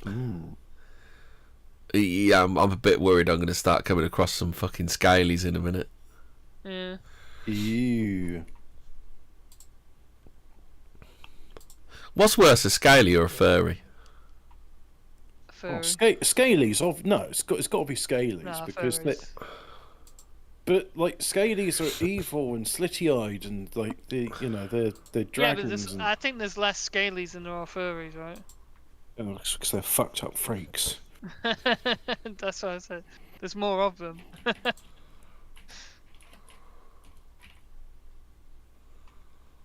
Yeah, it's very interesting. Yeah, I'll have to have a look at that one. Again, I wish I could do it from the outside kind of thing, see if is there any kind of like resemblance, any kind of like living animal. Again, the problem with again with this is I'll have to take a look at this Roger Spur's evidence for the DNA thing first. Yeah. Here's another Dragon Eye Cave, but that's just clever lighting. Yeah, that's just lighting. Yeah. Yeah, like, with the evidence of the DNA thing, because if there is like actual DNA within the rocks, like human DNA, that's what can you say to that? No, it's JD then, isn't it? So it's game over. Game over, man. Yeah, exactly. It's. But like some of these rock formations, there's biblical scripture about the Nephilim being, encased in the earth, after they were, thrown out of heaven. The angel, fallen angels will fall in the earth, and maybe that's what these faces are. They are the entombed fallen angels. I don't know. Well, if that's the case, then what the hell is that face in Antarctica? Because that looks like an alien. It's a watcher. I don't know. But as we know, the Alamals, they are just demons. Yep. Yep. Exactly. But again, we need more proof on the DNA stuff. I don't know how hard it would be to someone to independently verify this guy's research. I guess that's what he wants as well, is someone to independently verify it. From the scientific community, but fat chance that's gonna happen. Fucking they're too busy with fucking sticking electrodes up the shark's anuses to fucking do anything, useful. Well, they don't actually find anything new out because all science has been settled, isn't it? Oh yeah. Well, they found that they needed more research grants. Yeah, exactly. And I guess finding human DNA in giant rock, there's not something that's gonna earn you money. I guess there's no money in that. Or I've just found something interesting on UNESCO's website. Hold on a sec. Fucking UNESCO. Think before sharing. Stop the spread of conspiracy theories. What has that got to do with? Oh no. I have a guess. Conspiracy theories. The link to anti-Semitism. Pre-bunking and debunking. Pre-bunking. Pre-bunking and debunking. What's pre-bunking? Is that getting ahead of it or something? Wait, yeah, it sounds like it, doesn't it? We were just talking about so what are they saying? Hey, this archaeological evidence, this research you're doing is a bit anti-Semitic. I've just put it in general. If you have a look, conspiracy theories. How can journalists report on them? Well, that's journalism 101, isn't it? Oh god, these things, they're all they're trying to do memes. So pre-bunking and debunking. Oh god, a typical fucking lefty meme, isn't it? It's far too wordy. Hey, whilst we're on the facts of UNESCO and debunking stuff, can we just talk about UNICEF and how many children they've raped and killed? Does it not count in a little darky? Allegedly, I mean, it's been proven, hasn't it? In The Hague and stuff. Where UNICEF, can you please stop kidnapping children? This is serious, isn't it? Like, they actually have social media packs telling you how to confront conspiracy theories. Yeah. Wow. The theory that UNICEF has a massive child trafficking rate? Oh no! You look to the link to anti-Semitism. Watch out for openly insulting and demeaning language, implicit and coded anti-Semitic language, e.g., East Coast elites in the United States. No, why would they have an objection to a term like East Coast elite? Why the East Coast of all places? Why not West Coast elites? And why is it that the East Coast elite would be implicitly anti-Semitic? I mean, I've got no you just idea. Go East Coast elite and think, oh yeah, that's definitely talking about Jews. That is. How about this one then? Linking an alleged conspiracy theory to Jewish individuals or groups, e.g., the Rothschild family, or George Soros, a philanthropist, or the state of Israel. What the state? It's just the way they go. George Soros, a philanthropist. Yeah, he's just does all this like he just crashed the UK currency in the early 90s out of the kindness of his heart. That's an anti-Semitic conspiracy. What do you mean? It was historical fact. It Hobbit. was I've been told I'm not supposed to. Hold on. Don't focus on the conspiracy theory first. So I'm not going to focus on the facts you want to communicate, not the myth you want to debunk. So basically, is a nice man. Basically, don't. Basically, don't engage. Don't engage. Just throw out your fucking spiel. Let's not focus on the so-called alleged seeming facts, allegedly, and let's just focus on the fact that George Soros is a nice guy. Yeah. Choose your target, the author, source, or logic behind the conspiracy theory. Remember, play the man, not the bull, Hobbit. Sounds a bit gay. And it's like the way they're telling you to just avoid engaging and just tell them your list of preordained facts, then hope you can just. I don't like this. I don't like that. Don't you love it? Don't you love it whenever we stumble on another conspiracy theory while we're looking at one? Like, there is something seriously wrong with this UNESCO shit. What, the fact that they cover up for human trafficking, which they're complicit in, which they No, that's the do. UN. That's the UN. Oh yeah, UNICEF. Oh, that's a completely different department. It's a bit like saying to the BBC, "I'm not gonna pay you anymore because you bankroll and cover up paedophiles." It's like, oh, well, Jimmy Savile was a different department. Right, Hobbit. Conspiracy theories, what are they? Why do they flourish? Conspiracy theories have these 6 things in common. So remember, 6 things. An alleged secret plot. 6 million things in common. An alleged secret plot. A group of conspirators. Evidence that seems to support the conspiracy theory. They falsely suggest that nothing happens by accident, there are no coincidences, nothing is as it appears, and everything is connected. This is sounding like an anti-Semitic canard to me, this whole thing. They divide the world into good or bad, or they scapegoat people and groups.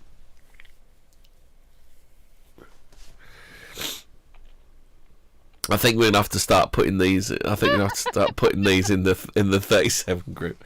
Oh, and of course the European Commission are all over this paperwork as well. Oh well, what a surprise!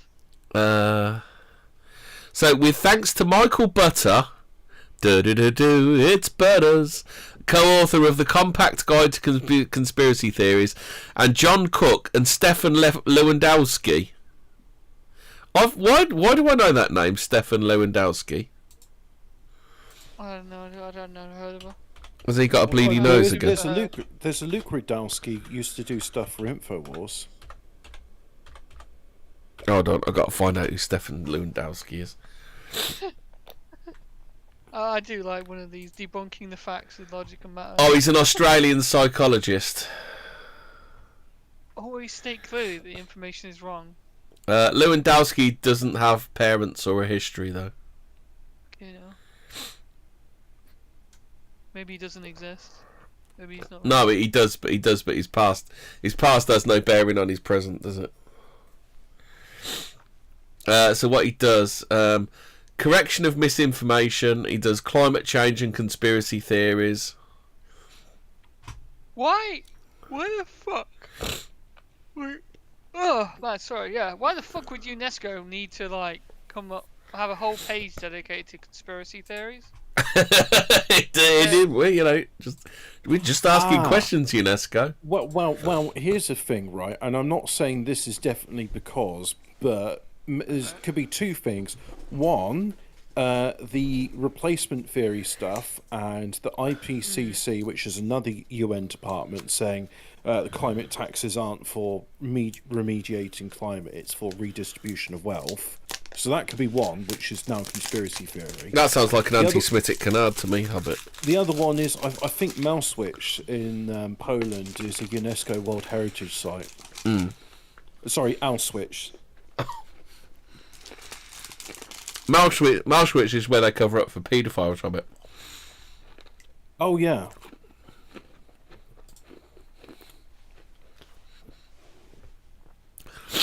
Hobbit! Conspiracy theories, concrete counteractions, Hobbit. Comment with verified information, e.g. from fact-checking website. Oh, so go to Snopes. Yeah.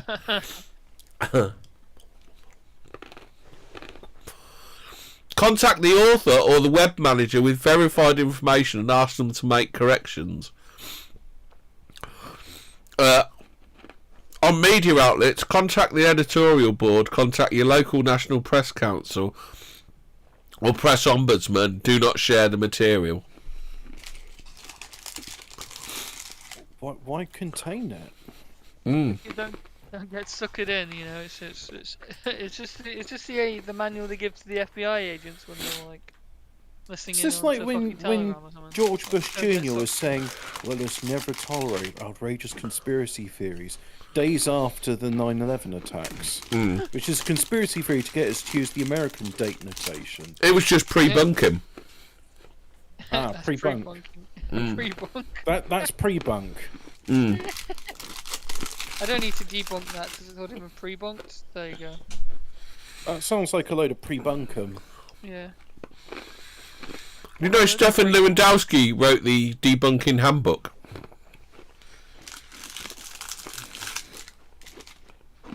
I get the feeling this Stefan Lewandowski is some kind of like, I'm going to read to your kids in the library in a tranny outfit.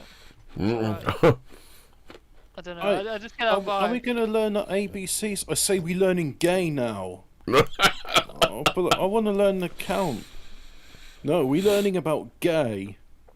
So what are the red flags when it comes to the COVID-19 according to this UNESCO thing? Claims the virus was artificially created, e.g. in a laboratory by people with a specific interest, e.g. reducing world population. Now wasn't it created in the Wuhan lab, though? Wasn't that Nope. the official Wuhan story? clan. Nope, I'm going to pre-bunk you there, Fraser. No, actually, I can't even reply to your comment, Fraser. I can't even reply. It's so wrong. It's so wrong. I can't even engage with your comment, Fraser. Instead of just talking about it, let's just say let's never tolerate outrageous conspiracy theories that bioweapons were being made in Ukraine and shipped to Wuhan. So another red flag is claims the virus was spread intentionally, or its natural spread artificially augmented to harm as many people as possible, e.g. through 5G signals. Well, how about the fact they never closed the fucking borders? How about that one? Yeah. Oh, the fact that all this stuff happened in Italy first. Yeah, it's weird that. Claims another red flag is claims that vaccines and cures are intentionally withheld to not disrupt the spread and harm as many people as possible. I don't think anyone has ever said that. Oh, well, actually, yes, I did, because back in the day I said, look, I'm going to give up all of my vaccines so that people in Africa can have them. Yeah. You see, I'm very virtuous, I am. Is there like an alternative like conspiracy like circle or something that believes that like the government I've never heard that. I've never heard that one. That they were That's what I mean. Is there like some secret like group that like actually believes somebody who's incredibly retarded? They must have access to some really high-graded adrenochrome and cocaine at the UN. It's like you can tell these people are so out of touch. They actually think that's one of the conspiracy theories. What the hell are they injecting at that bit of land donated to them by the Rockefellers? Or is that a conspiracy theory about the UN building in New York City?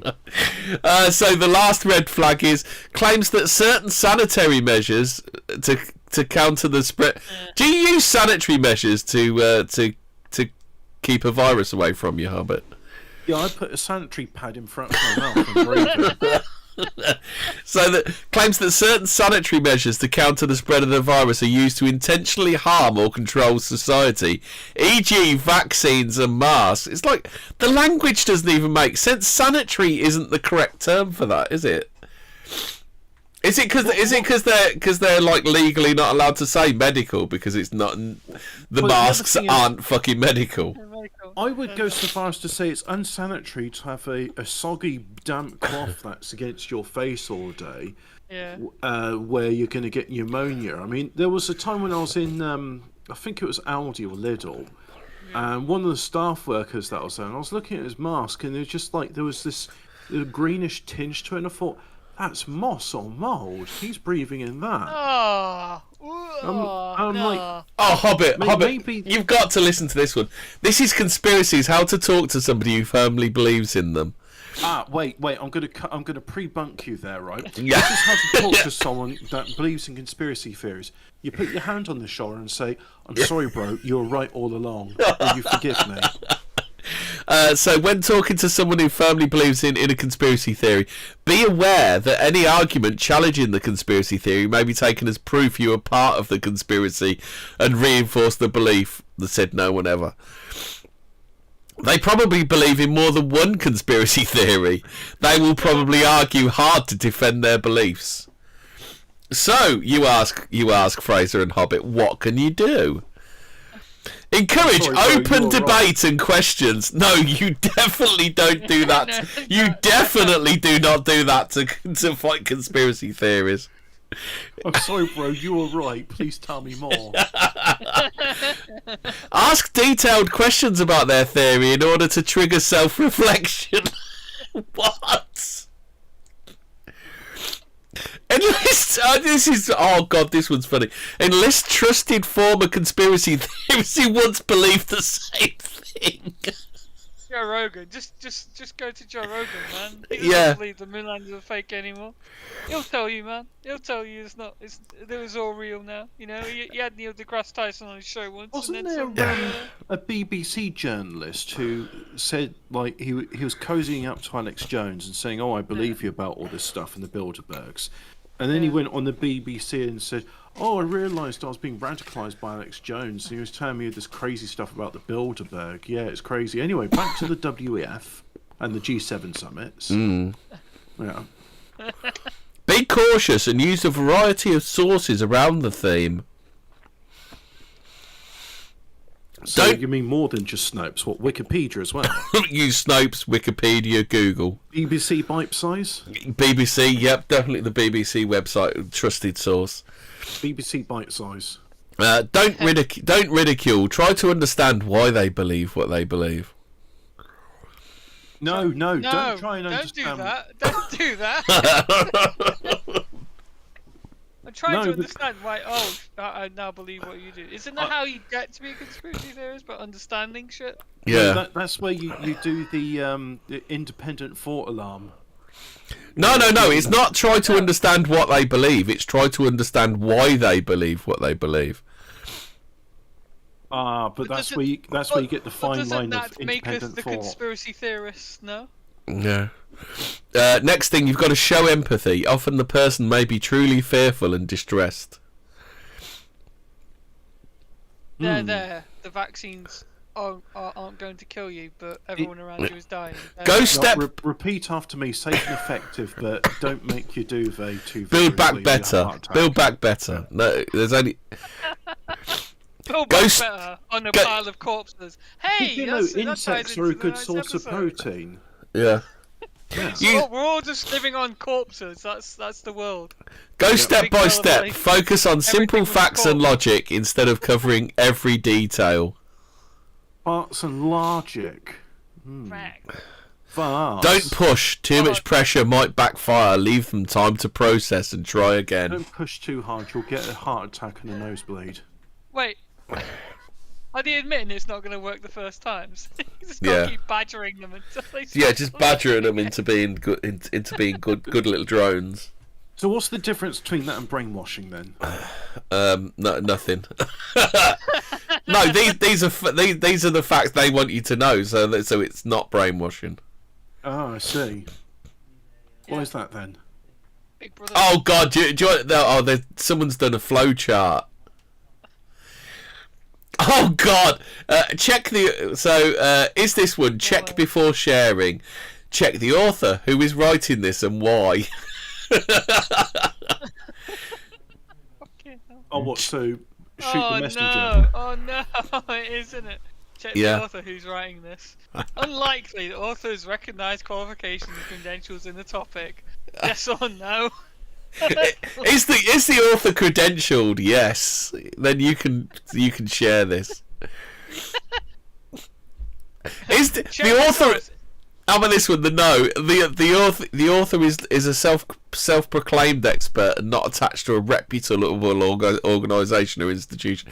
Well, like the BBC. If you're not part of the scientific body and you're some fringe guy who's trying to tell them that fucking rocks are alive and you can DNA test them. Oh, fucking hell. How about this one? The author claims to have credentials, but they don't withstand scrutiny or are suspended. Fucking hell. Nice. Check the source. Is it reliable and reputable? Independent fact-checking websites do not support the source and have refuted. Are they saying Snopes is somehow independent? Is that what they're trying to say? It's independent because we don't directly control them. You see.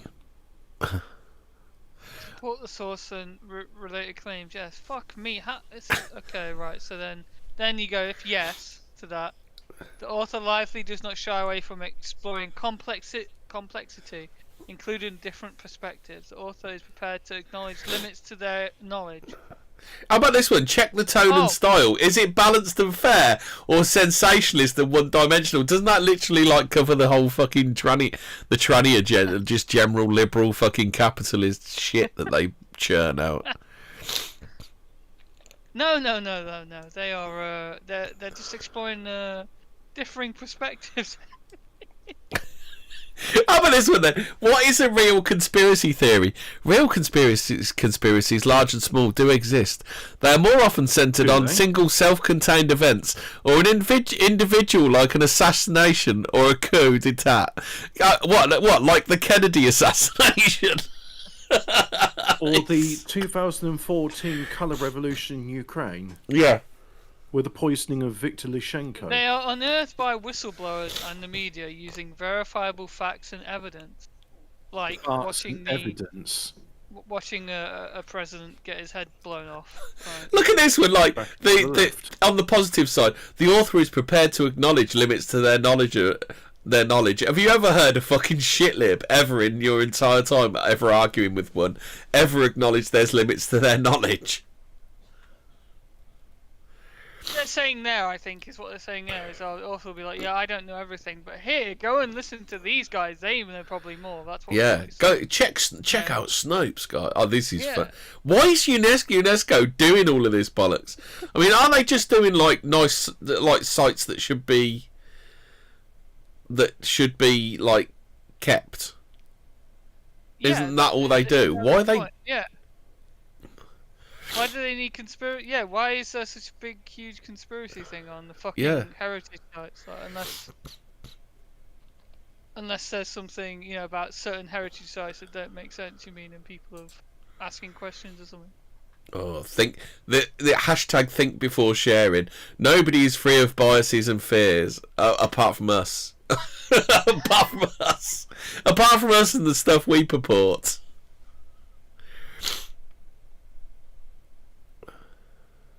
Emotionally charged. Oh dear. Synchronized alleged secret plot. Fucking hell. Yeah, I think you need to look at UNESCO. What are you hiding, UNESCO? What are they up to? Oh my god! Global Education Coalition. Learning never stops. Why is it whenever there's something interesting on Earth, you put up behind fences and block access to it from the public? Yeah.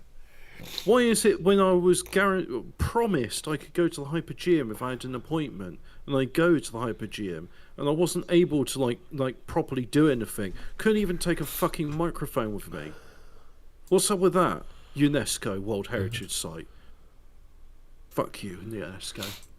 Uno says I always win my conspiracy arguments. Got all the debunkers angle covered though.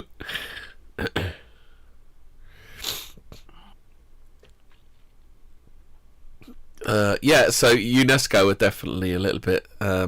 There's something there, isn't there? Well, I think they're mainly focused on the COVID thing, isn't it? It's like, but why does UNESCO care about COVID? Like, well, that's their sister organisation, the WHO. Yeah. Oh. Well, have you seen the What We Do? Education, social and human sciences, culture, natural sciences, communication and information. Oh yeah, countering disinformation. Yeah. What do they combat racism and discriminations? Of course they do. Of course they do. Oh, mobilising documentary heritage community amid COVID-19. Oh, is this going to be like, X people are great, they're amazing. They've got a whole section on COVID-19, haven't they? Yeah, man, it's like... Imagining the world to come. Oh god, that sounds really fucking sinister, doesn't it? Basically Agenda 2030. Here you go. Yeah, we'll have to look into UNESCO. Yeah. Asks, are they part of the Illuminati or the World Economic Forum, as they call themselves these days? I believe that's one of many branches of the octopus. Yeah, it's probably all the same organisation. Who founded UNESCO? Who funds it? And why does it exist? I think we need to ask all of these questions. Yes. At your fingertips. I think it's something to do with the UN, isn't it? Though I think. Yeah, United Nations. Oh, I'm not sure what the ESCO bit sounds like. Is it education? I know UNICEF stands for United Nations. LOL, kidnap all the children. Do they just call it UNESCO so you don't even know what it means? Oh, is it Education, Science and Communication Office or something? Oh God! On their front page, the world needs peace. Since wars begin in the minds of men and women, it is in the minds of men and women that peace must be built. That is fucking sinister, isn't it? They might as well just say kill everyone, LOL, and kidnap their orphan children. Oh God, they have a newsroom and press releases. Ugh. Of course they do. Story: UNESCO, the World Jewish Congress and Facebook join forces against hate speech. They seem a bit hung up on anti-Semitism here, don't they?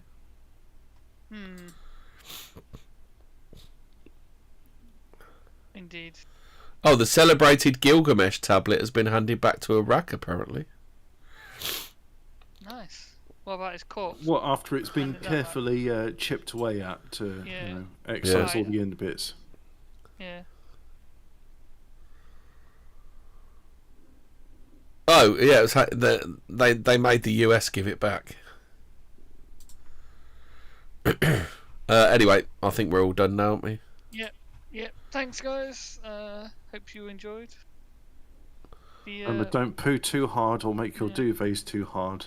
It's not conspiracy theory, it's just following advice. And we all now know that Hobbit is not a conspiracy theorist and took the facts. Yeah, Stay spooky. That's